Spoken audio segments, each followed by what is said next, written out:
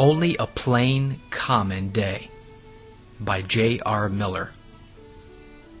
Perhaps the everyday of life is not as interesting as are some of the bright special days. It is apt to be somewhat monotonous. It is just like a great many other days. It has nothing special to mark it.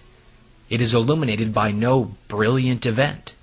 It bears no record of any brave or noble deed done. It is not made memorable by the coming of any new experience into the life, a new hope, a new friendship, a new joy, and a new success. It is not even touched with sorrow and made to stand out with the memory of loss or struggle.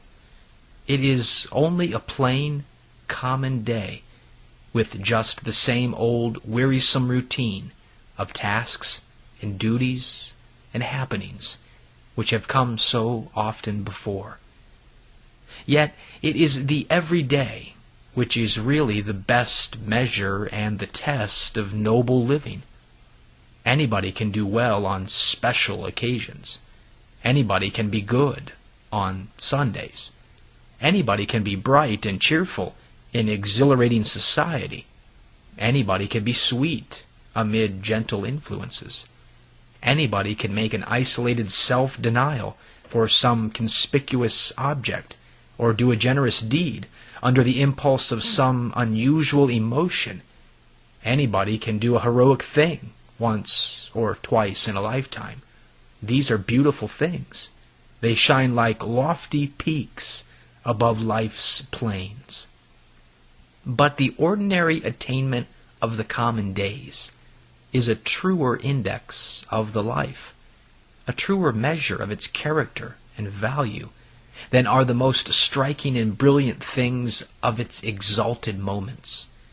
It requires more strength to be faithful in the 99 commonplace duties when no one is looking on, when there is no special motive to stir the soul to its best effort, than it does in the one duty which by its unusual importance or by its conspicuousness arouses enthusiasm for its own doing.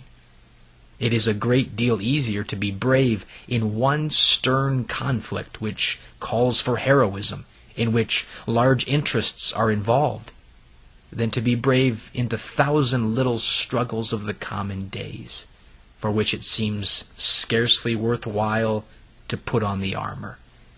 It is very much less a task to be good-natured under one great provocation in the presence of others than it is to keep sweet temper month after month of ordinary days amid the frictions, strifes, petty annoyances, and cares of home life.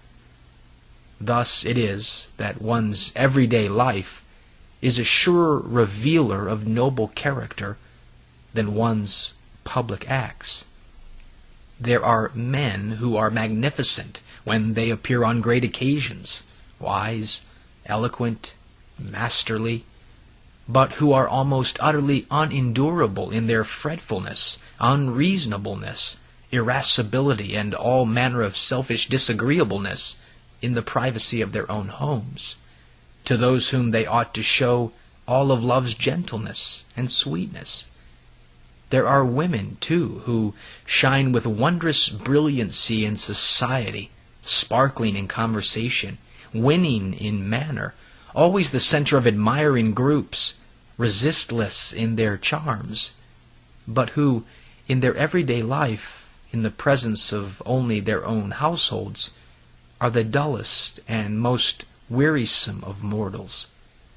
No doubt in these cases, the common everyday, unflattering as it is a truer expression of the inner life than the hour or two of greatness or graciousness in the blaze of the public.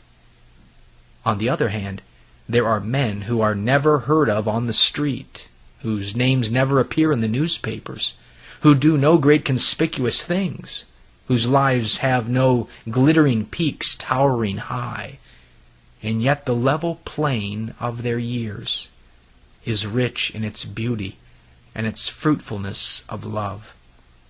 Likewise, there are women who are the idols of no drawing rooms, who attract no throngs of admirers around them by resistless charms, but who, in their own quiet, sheltered world, do their daily tasks with faithfulness, move in ways of humble duty and quiet cheerfulness, and pour out their heart's pure love like fragrance on all around them.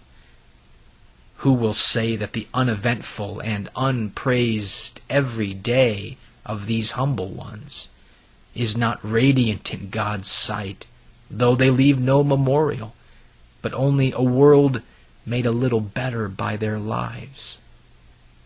It is in the everyday of life that nearly all the world's best work is done. The tall mountain peaks lift their glittering crests into the clouds and win attention and admiration, but it is in the large valleys and broad plains that the harvests grow and the fruits ripen, on which the millions of earth feed their hunger. Likewise, it is not from the few conspicuous deeds of life that the blessings chiefly come, which make the world better, sweeter, happier, but from the countless humble services of the everydays, the little faithfulnesses which fill long years.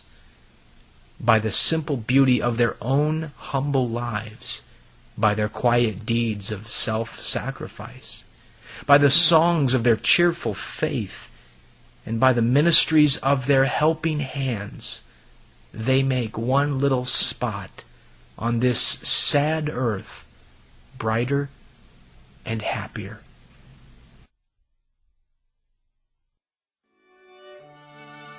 This Puritan devotional has been brought to you by Grace Gems, a treasury of ageless sovereign grace writings. Please visit our website at www.gracegems.org, where you can browse and freely download thousands of choice books, sermons, and quotes, along with select audio messages.